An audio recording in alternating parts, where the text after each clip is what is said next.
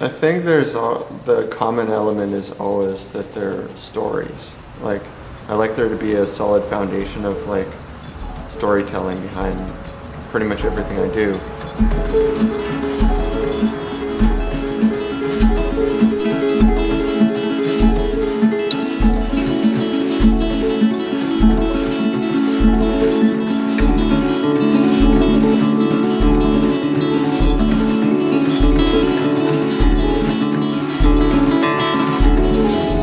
It was just something that, like, if I just make an image, quite often I don't feel very good about it. I don't feel it's very substantial, but my stuff is always kind of centered around storytelling.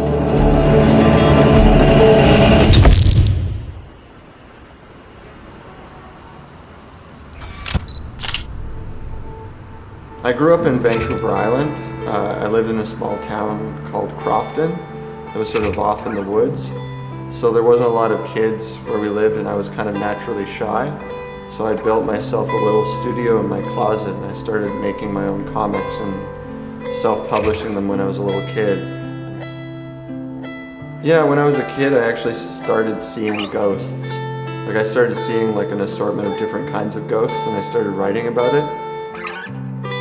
The ghost form that I'm using now in my comics is more of a simplified, iconic kind of ghost that everybody can recognize as a ghost. But the ghosts that I saw when I was a kid were, more vivid and probably scarier.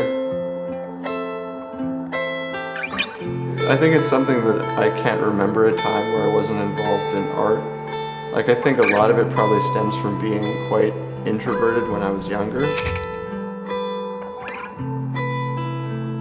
Art was kind of a communication tool with the outside world, so I could put down my thoughts in a sketchbook, and I always had it with me, and people would be curious about this stuff that I was doing. Ultimately, it comes across maybe a little strange, but it's kind of like me reliving my childhood thoughts.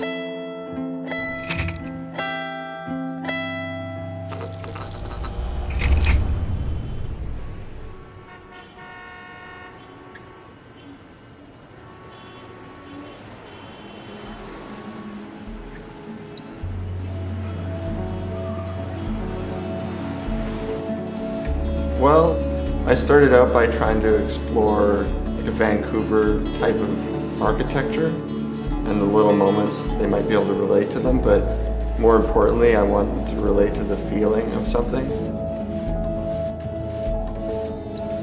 But I've found myself like working on something and getting emotional from the process of doing it, even if it's a fictional story, because I really try to like put myself in the position of the characters.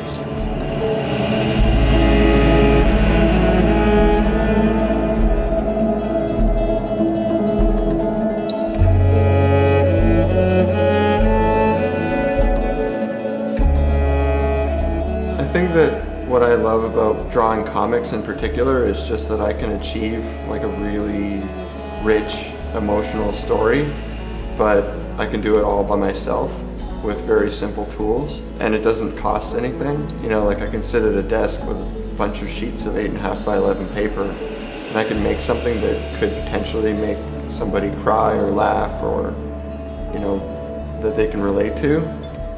But that's what I love about comics, is just the simplicity of it. You can use one pen and a piece of paper, and you can really hit somebody in the guts.